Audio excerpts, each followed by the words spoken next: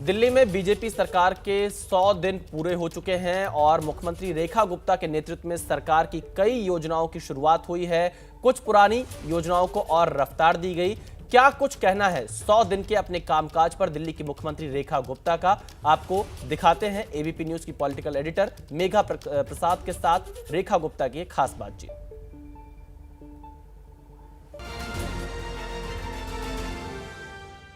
दिल्ली में भारतीय जनता पार्टी की सरकार को 100 दिन पूरे हो गए हैं। इसी साल के 20 फरवरी को रेखा गुप्ता जी ने बतौर यहां के मुख्यमंत्री के जैसे पदभार संभाला।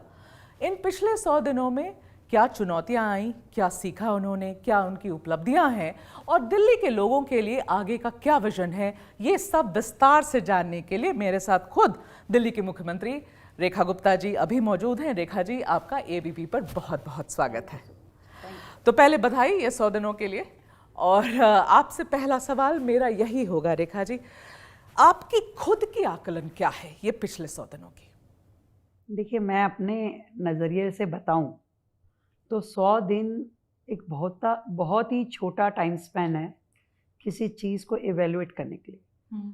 The only thing I can evaluate for my government कि हम सही दिशा में चल रहे हैं।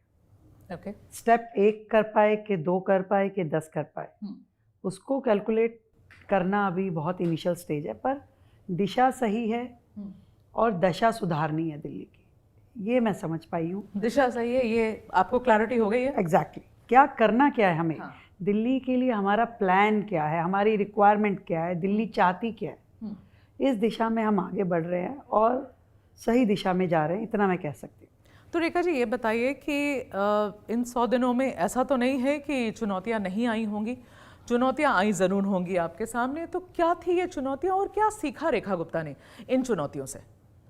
देखिए, चुनौतियां क्या है कि आज़ादी के इतने सालों बाद भी देश की राजधानी छोटी छोटी ज़रूरतों के लिए तरस रही है। आज भी राजधानी के लोग पानी और सीवर जैसी बेसिक मूलभूत सुविधाओं की इच्छा रखते हैं केवल। उन्हें कुछ बड़ा बड़ा नहीं चाहिए कि बड़े ऑडिटोरियम, बड़े स्टेडियम, वो नहीं मांग रहे। वो कह रहे हैं मेरे घर में पानी साफ आए, मेरे यहाँ सीवर ओवरफ्लो ना हो, मेरे घर के आगे गड्ढे ना हो, मेरा पार्क ठीक मेंटेन रहे। इतनी छोटी छोटी उनकी इच्छाएं हैं जो कि सरकारें पूरा नहीं कर पाई आज तक। ये तकलीफ़ है, ये चैलेंजेस है कि कहीं ना कहीं अगर मैं कहूँ तो बहुत जीरो से कहें या ज़मीन के उन गड्ढों को भरना पहले ज़रूरी है और उसके बाद किसी इमारत की आप शुरुआत कर सकते हैं। तो आप इस बारे में क्या कर रही हैं? फिर आपने खुद ही ये चैलेंजेस बताई, आप बताइए क्या कर रही हैं? देखिए, जैसे दिल्ली की मैं बात करती हूँ तो पानी सबसे बड़ी रिक्वायरमेंट। आज भी साफ पानी, नल से जल जिसे हम बोलते हैं, नल से जल की बात यदि कहें तो 40% दिल्ली को भी नल के माध्यम से जल नहीं मिल पा रहा है। 40% दिल्ली को जल मतलब क्लीन ड्रिंकिंग वाटर घर में नहीं मिल रहा? नहीं मिल रहा है। आप टैंकर से पानी पीते हैं, आपको बोरिंग से पानी पी रहे हैं, आप नहीं है, दिल्ली को व्यवस्थाएं नहीं दी गई। आज आपकी 1700 अनऑथराइज कॉलोनियाँ बिना सीवर के हैं। आज आपका इंडस्ट्रियल जितना फ्लुएंट है वो ऐसे ही बिना तरतीब के बह रहा है। आपका पूरा शहर का जो लेआउट होना चाहिए, कितना पुराना वाटर पाइपलाइन है, 40 साल पुराना पाइपलाइन डला हुआ है। सीवर लाइन एरिया में है ही नहीं, है तो बहुत पुराना जिन कॉलोनी का। आज डेंसिटी कितनी बढ़ गई है। आज राजधानी जो दिल्ली है वो 3 करोड़ की पॉपुलेशन से ज़्यादा पे खड़ी है, जो कई बड़े बड़े राज्यों से ज़्यादा है। आज आप छत्तीसगढ़ जैसे बड़े स्टेट से ज़्यादा हो, आप झारखंड जैसे बड़े स्टेट के बराबर खड़े हो, आप पंजाब हरियाणा के बराबर खड़े हो। तो आपकी ज़मीन जो है वो केवल पूरे देश में 4-5 राज्यों से ज़्यादा है, यानी 1435 किलोमीटर एरिया में आप हैं, पर डेंसिटी इतनी ज़्यादा है, पॉपुलेशन इतनी ज़्यादा है। क्या योजना बनाई आपने? आज आप आज की रिक्वायरमेंट पूरी नहीं कर सकते, जबकि योजना आगे के 100 सालों की बननी चाहिए कि 100 साल बाद देश में, इस शहर में जो लोग रहेंगे, कितनी जनसंख्या होगी और उसके लिए क्या समाधान है।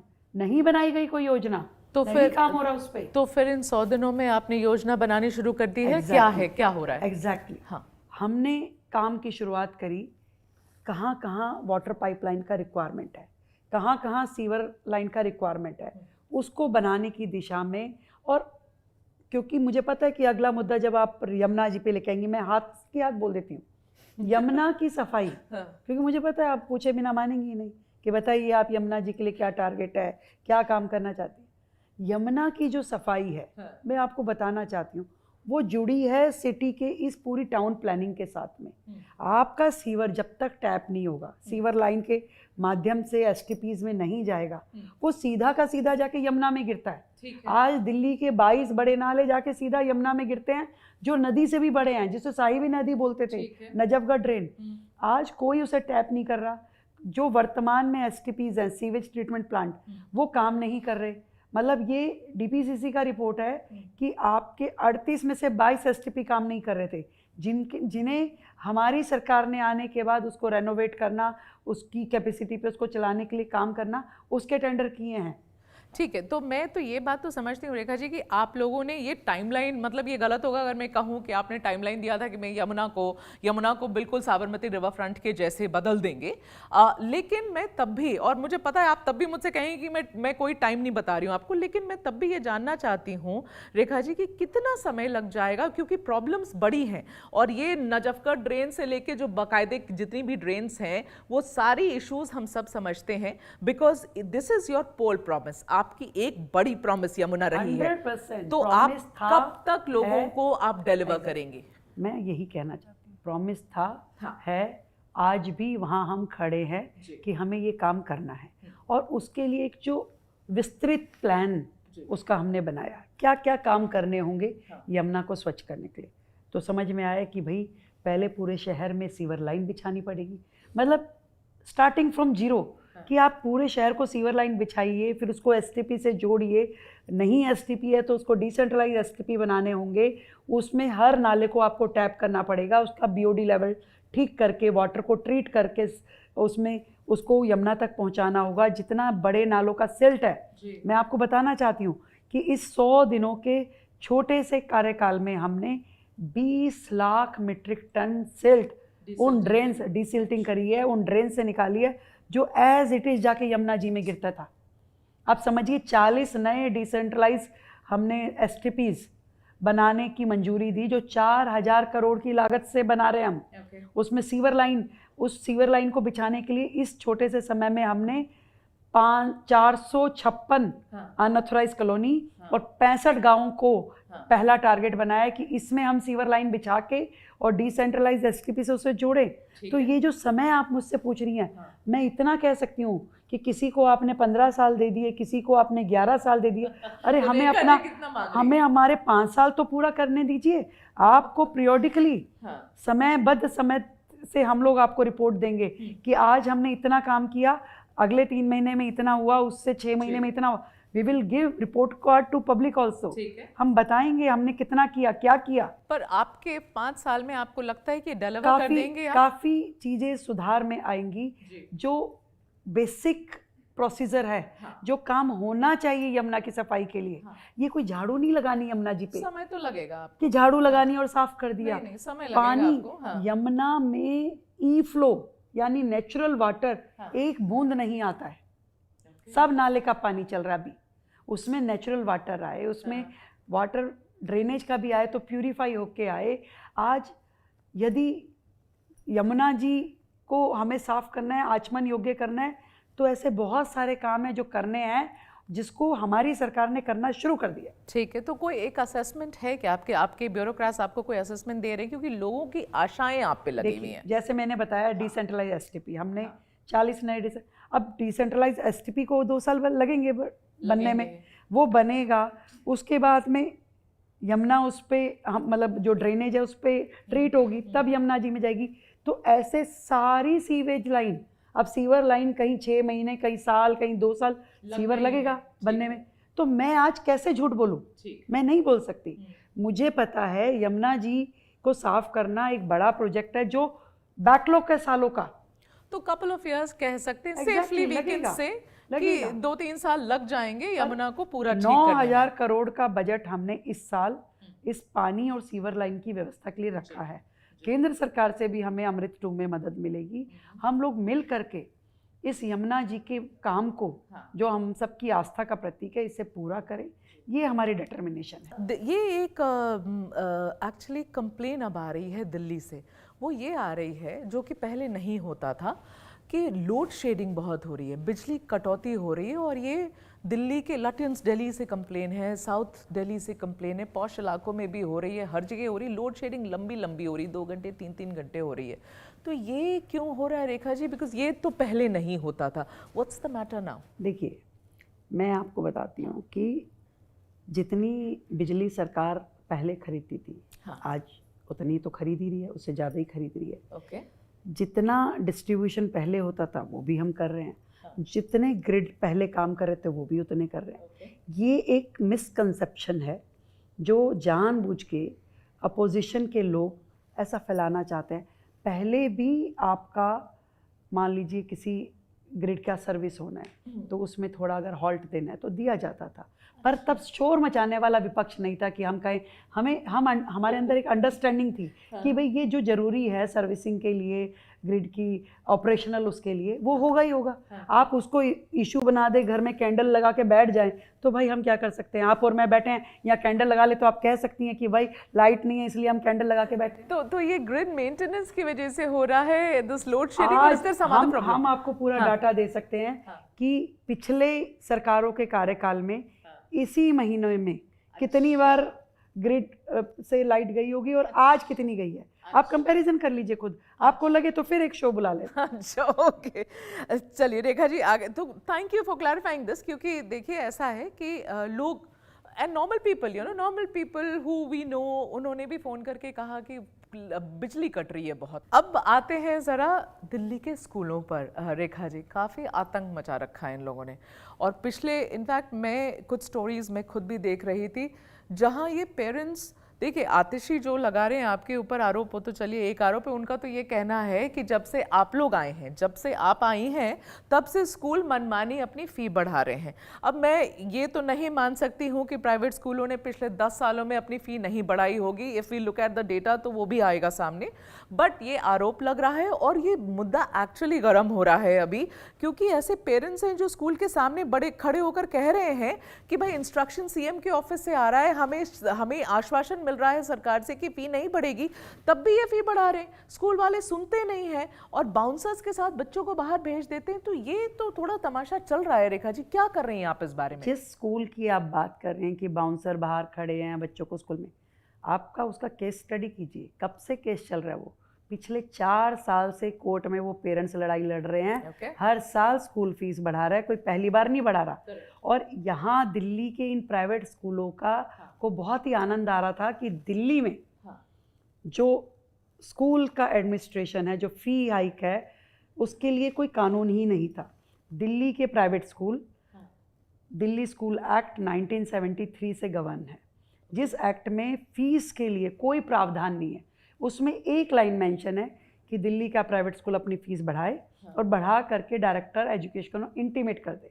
उसमें वो कितनी बढ़ाएगा, नहीं बढ़ाएगा, कैसे रुकेगा, नथिंग इज देयर। पहली बार किसी सरकार ने इतनी हिम्मत की है कि हम उसके ऊपर फी रेगुलेशन एक्ट लेके आए हैं। हमने उसे बनाया, कैबिनेट में पास किया और अब हम उसको अध्यादेश के नाते ला रहे हैं और उसको हम ले करके आएंगे और सभी स्कूलों को फी अपनी बढ़ानी होगी तो पेरेंट्स को कॉन्फिडेंस में लेना पड़ेगा, अदरवाइज वो फीस नहीं बढ़ा पाएंगे। ये पिछली सरकारों ने नहीं किया। क्यों नहीं किया भाई? उनका हाथ किसने रोका था? वो कैबिनेट में पास कर सकते थे, वो कोई नियम कायदा कानून एक्ट बना सकते थे, नहीं बनाया। पहली बार किसी ने किया। तो इससे हमारी नियत और नीति दोनों स्पष्ट है। कब ला रहे हैं ये बिल? आप आ चुका है, कैबिनेट में पास हो चुका है। अगले सेशन में ले आएंगे आप? अगले सेशन में तो उससे पहले ही हम इसको ऑर्डिनेंस में ले आएंगे। ऑर्डिनेंस में ले आएंगे। अच्छा, सो यू विल रेगुलेट। जो हमारे गरम तवे पे रोटियां सेकना चाह रहे कि अब उन्होंने देख लिया भाई ये तो ऑर्डिनेंस आने वाला है, अब क्या करें, तो वो अपना पोर्टल बना के, ईमेल बना के लाई ये सुझाव। अरे अब आप क्या करेंगे? अब आप हमारे तवे पे काहे को अपना रोटी डाल रहे हो भाई? हमने जनता के लिए हित में इतना बड़ा निर्णय लिया, पूरा लीगली उसको वेट करा के हमने उस कानून को बनाया। आज आप आ रहे हैं, आज बातें बना रहे हैं। आपने 11 साल के कार्यकाल में क्यों नहीं किया? जब पेरेंट्स धक्के खा रहे थे। तो पेरेंट्स को रेखा गुप्ता का क्या है जवाब कि you let the parents know. बहुत ऐसे पेरेंट्स हैं जिसके बच्चे स्कूल में जा रहे हैं, आप उनको जवाब दो। मैं बिल्कुल दिल्ली के सभी पेरेंट्स को ये कहना चाहती हूँ, आज से पहले दिल्ली के प्राइवेट स्कूलों के लिए फ़ी रेगुलेशन का कोई एक्ट नहीं था, कोई उसके लिए आपका प्रावधान नहीं था। पहली बार दिल्ली सरकार ने ये कानून बनाया है और आज जो स्कूल मनमानी कर रहे हैं, इस कानून के लागू होते ही कोई भी स्कूल अपनी फ़ीस बढ़ाने को लेकर मनमानी नहीं कर पाएगा। दिल्ली के सभी पेरेंट्स को रिलीफ मिल पाएगा।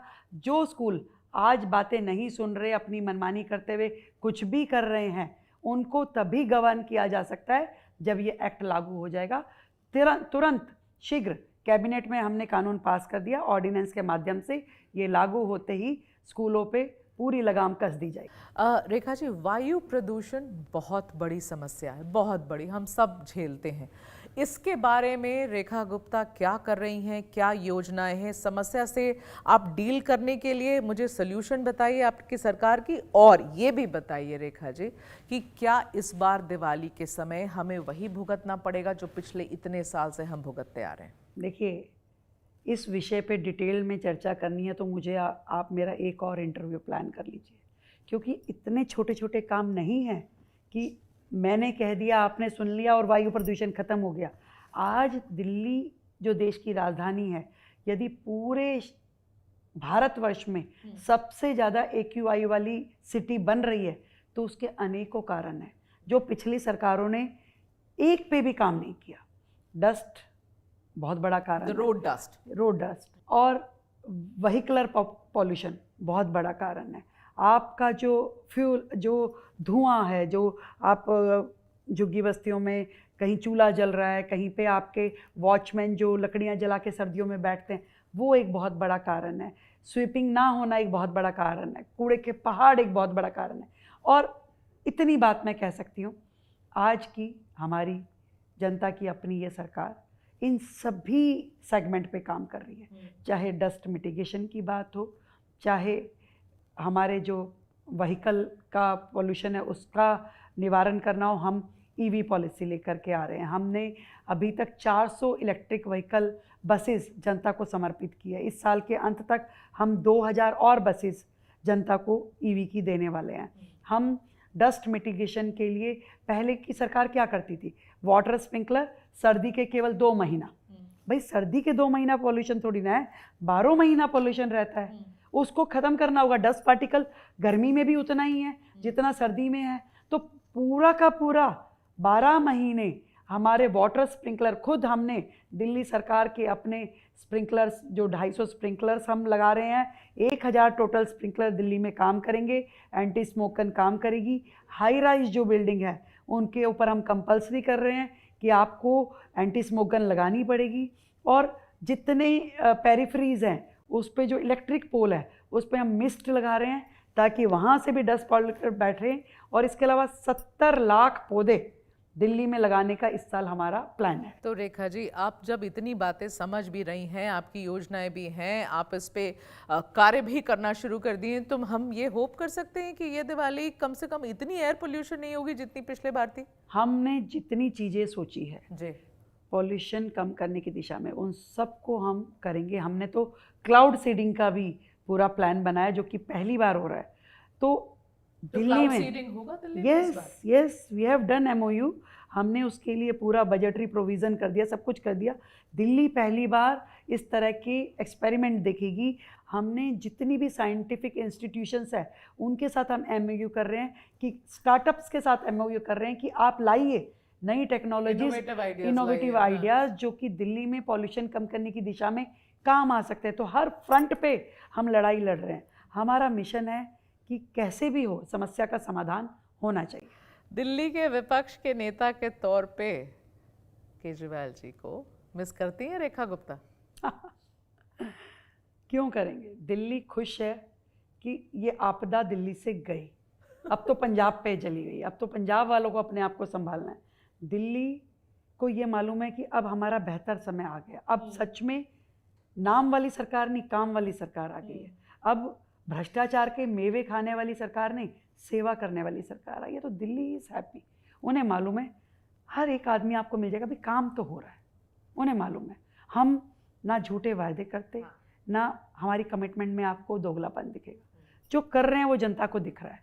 पहली बार तो कोई ऐसा मुख्यमंत्री मिली है जो 24 घंटे दिल्ली के लिए ही है। कोई भी ट्रेस कर सकता है, कोई भी मिल सकता है। हजारों लोग पब्लिक डीलिंग में मुझसे रोज मिलते हैं।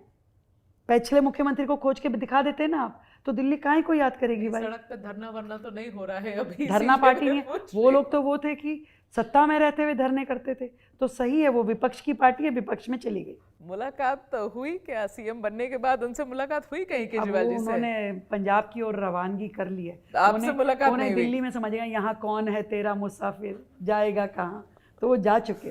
घर को तो बहुत समय अब नहीं दे पाते होंगे रेखा गुप्ता जी। घर बड़ा हो गया अब मेरा, घर परिवार बड़ा हो गया, लोग बहुत जुड़ गए। अब मेरे लिए यही बड़ी फैमिली है। कितना सहयोग मिल रहा है घर से, बताइए? बच्चे, हस्बैंड? सहयोग ना होता तो यहाँ नहीं होती। 24/7 की लड़ाई ना लड़ रही होती, काम ना कर रही होती। तो एक बड़े परिवार का मुझसे जुड़ना हुआ है। अब मैं केवल अपने 2 बच्चों की माँ नहीं हूँ, मेरे पास और बहुत सारे बच्चे हैं जिनकी देखरेख मुझे करनी है, और ढेर सारे भाई बहन हैं जिनकी सुख समृद्धि के लिए मुझे काम करना है। बहुत सारी बहनें हैं जिनकी सुरक्षा की चिंता मुझे करनी है। एक बड़ा परिवार, इसके लिए मुझे काम करना है, और ईश्वर से बस यही प्रार्थना करती हूँ कि मुझे शक्ति दे कि मैं सही रास्ते पे चलते हुए दिल्ली की तकलीफ़ों को कम कर सकूँ। एक आखिरी सवाल आपका, क्योंकि हम आपके परिवार के बारे में बात कर रहे हैं। ये आतिशी जी और लोगों ने ये एक फ़ोटो के जरिए आपके पति पर एलिगेशन लगाया कि वो भी आप ब्यूरोक्रेट से मिल रहे हैं and he is having these meetings. आप क्लैरिफाई करना चाहेंगे एग्जैक्टली क्या है वो, बिकॉज वो काफ़ी उस पर चढ़े हुए थे। देखिए, ये लोगों को मैंने बताया ना, विपक्ष की पार्टी है, अब उनके पास काम तो कोई है नहीं, क्या करे, तो वो ग्लास लेके घूमते हैं, कहाँ है कहाँ है कहाँ है, मिल नहीं रहा उनको। दिल्ली में सैकड़ों कार्यकर्ता, हजारों लोग समाज के साथ जुड़ के सरकार काम कर रही है। वो एक व्यक्ति मेरे परिवार का भी है, मेरी गली का भी है, मेरी कॉन्स्टिट्यूएंसी का भी है, पूरी दिल्ली का है। आज कोई भी सरकार के साथ मिलके काम करना चाहते तो हम वेलकम करते हैं। तो इसमें मेरे परिवार के लोग भी यदि क्षेत्र के कामों में मदद करते तो इसमें कोई बुराई नहीं है। सब लोग लगे हैं, हम सबकी मदद से काम कर रहे हैं। दिल्ली में इतना काम है, सबको लगना पड़ेगा। हम इंस्टीट्यूट को, संस्थाओं को, स्कूलों को, सबको जोड़ रहे हैं कि भाई दिल्ली को संवारने के लिए, दिल्ली को विकसित दिल्ली बनाने के लिए हाथ जोड़ने पड़ेंगे, ज्वाइन हैंड करने पड़ेंगे, बढ़ना पड़ेगा, दिल्ली को बढ़ाना पड़ेगा। Right Rekha ji, on that very note, wishing you all the very best. You have a long tenure ahead. Hoping कि आपने जितने वादे किए हैं, आपकी पार्टी ने जितने वादे किए हैं, आप मैक्सिमम उसे पूरा कर पाएँ और दिल्ली की दशा बदले, है ना? maybe perhaps we'll see a better Delhi in few years from now. So wishing you all the very best for the future. Thank you so much. Thank you. Thank you.